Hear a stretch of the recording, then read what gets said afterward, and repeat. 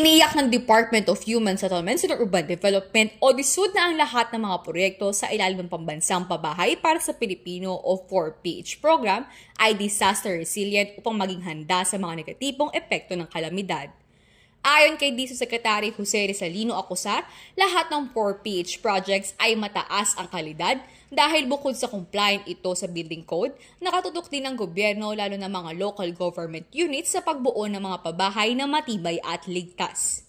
Sa ilalim ng direktiba ni Pangulong Ferdinand Marcos Jr., ang mga disenyong pabahay ng DSUD ay matibay laban sa mga kalamidad upang matiyak ang kaligtasan ng mga benepisyaryo ng 4PH. Dagdag pa na Sekretary Acosar na ang mga pabahay sa ilalim ng 4PH ay hindi tinatayo sa mga lugar na disaster-prone areas at nakahanay ito sa mga approved na comprehensive land use plans at local shelter plans ng mga LGUs.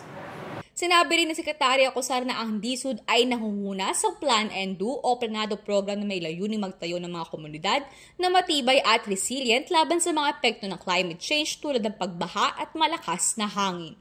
Sa kasalukuyan, mayroon ng 56 na proyekto sa ilalim ng 4PH na nasa iba't ibang yugto ng konstruksyon at development.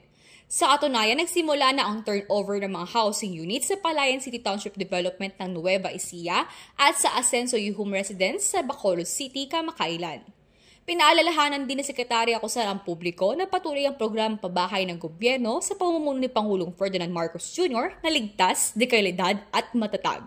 Ako si Christine Repe ng Department of Human Settlements and Urban Development para sa DSUD Express Balita.